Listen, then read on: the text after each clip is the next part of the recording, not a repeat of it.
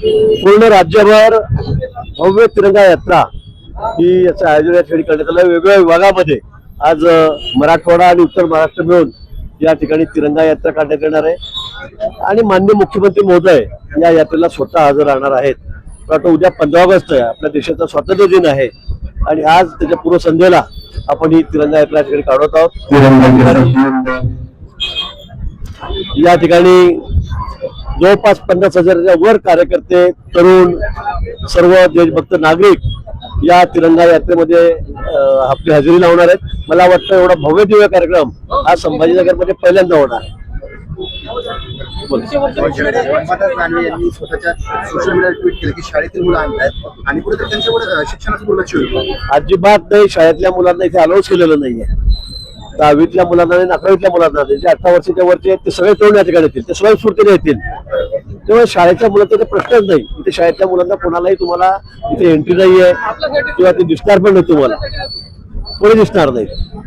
एकीकडे मुख्यमंत्री सातत्याने म्हणतात की मराठा समाजाचे आरक्षण दिले, जे जेवढं काम आम्ही केलं ते आतापर्यंत पुरे केले, मात्र दुसरीकडे जरांगे पाटील आता वारंवार महसूल मंत्री बावनकुळे मुख्यमंत्री। मला वाटतं खरं आहे, माननीय मुख्यमंत्री देवेंद्रजी मुख्यमंत्री झाल्यानंतर इतक्या सवलती असतील, आरक्षण देण्याचं काम सुद्धा त्यांनीच केलेलं आहे, ही वस्तुस्थिती आहे।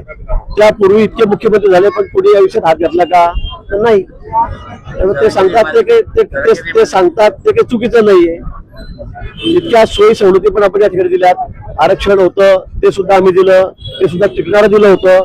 मध्यंतरीच्या काळामध्ये सरकार बदललं, उद्धवजी मुख्यमंत्री झालेत आणि सुप्रीम कोर्टामध्ये लक्ष न दिल्यामुळे, दुर्लक्ष केल्यामुळे त्या ठिकाणी डावललं गेलं। आणि म्हणून मी पुन्हा सांगेल की खरं आहे, देवेंद्रजी असतील किंवा आमच्या सरकारने या ठिकाणी मराठा समाजाला पूर्ण न्याय देण्याचा प्रयत्न केलेला आहे आणि त्यांना ज्या सोयी सवलती आहेत, ज्या ओबीसीने मिळतात, त्या सुद्धा आपण लागू केलेल्या आहेत। दुसरीकडे काही त्यांच्या राहण्यावरून कसे दिसतात त्याच्यावरून जे काही मला वाटतं अशी वैयक्तिक टीका टिप्पणी कोणी करू नये। मला असं वाटतं की अशी करू नये। आपण आपली मागणी आहे ती संरक्षणाची मागणी मागावी, पण असं वैयक्तिक कुणावरही टीका टिप्पणी करू नये, हे काही योग्य नाही। त्यांनी 29 तारखेला पुन्हा उपोषण करण्याचा निर्णय घेतलेला आहे, सरकार काय त्या दृष्टी पावलं? तो त्यांचा अधिकार आहे, उपोषण करण्याचा त्यांचा अधिकार आहे, त्यांनी तो करावा, सुरक्षित मार्गाने करावा। पण मला असं वाटतं की त्यांच्या मागण्याच्या संदर्भामध्ये विखे पाटील संपर्कामध्ये आहेत, तो एक गोष्ट लवकर सुटेल।